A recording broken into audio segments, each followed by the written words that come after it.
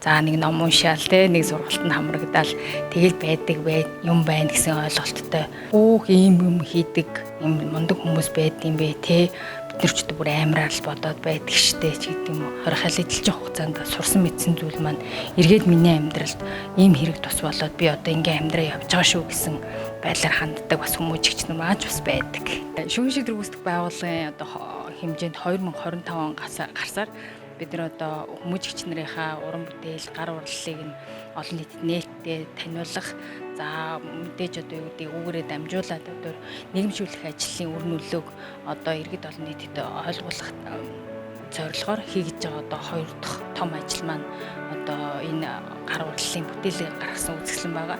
За өмнө нь бид нар зөвхөн уран зургийн үзэсгэлэнгээр одоо бүтээлээр үзэсгэлэн гаргасан. За өнөөдрийн үзэсгэлэнд бол ерөнхийдөө 19 салбараар нэгжээс ирүүлсэн хүмүүжигч нарын маань 300 гаруй бүтээл байгаа. Манай үзэсгэлэнгийн нэр маань ер нь л хүн ямарваа нэгэн уран бүтээлийг тэгээ ялангуяа одоо нэг гар урлал гэдэг зүйл бол хүний нөгөө сэтгэлийн гүнээс ундарч гарч идэг. За мэдээж өөрөө нөгөө гар хурууны мэдрэмжээр дамжуулж одоо бас их олон зүйл дээр их төвлөрдөг учраас хүн одоо өөрийгөө таньж мэддэхтэй алдаа эндийг энэлээ ухаарах, эргцүүлэх тэр боломж одоо гар урлал хийж байхдаа олгодог. Тэр хүн өөрөө одоо ухаарл гэдэг зүйл рүү л одоо бүтээл хийж байхдаа л өөр дээрээ төвлөрөх нь шүү дээ. Тэндээсээ за би ер нь бол энэ зүйлийг хийж чадах юм байна. Надад одоо юу гэдэг ирээдүйд бас шинэ амьдрал байгаа юм байна шүү гэдгийг одоо ухаарч гоё юм уралж бүтээл гарсан гэдэг утгаар нь л энэ нэр маань юм гоё өгсөн бахал.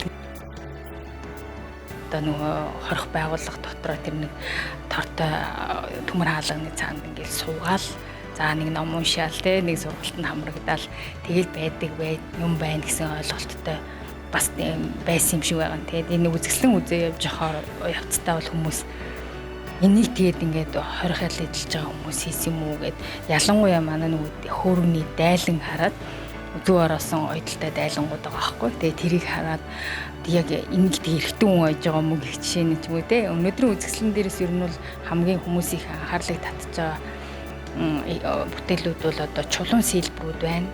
Сэлбэртэй гэр байна. За сэлэм хутгнууд байна. За мэдээж зүү ороосон ойдлууд. Тэгээд нөгөө бидний өдөр тутамдаа өмсөж хэрэгэлдэг арьсан гэрийн одоо нөгөө углааш те мөн эсгийн углааш тэрийг бас хүмүүс их онцолж хэрэгцээндээ бас захиалж авъя гэсэн сонирхолтой хүмүүс их байна.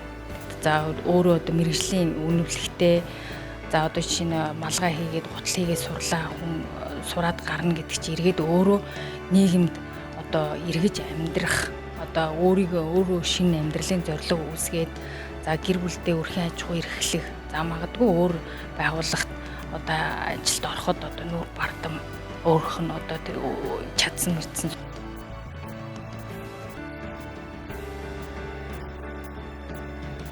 за шүүгэн шийдвэр гүйцэтгэх байгууллагын хувьд бол ер нь нийт хорихол эдэлж байгаа хүмүүжигч нарынхаа 80% үйл ажлын одоо цалинтай ажлын байраар хангасан байгаа.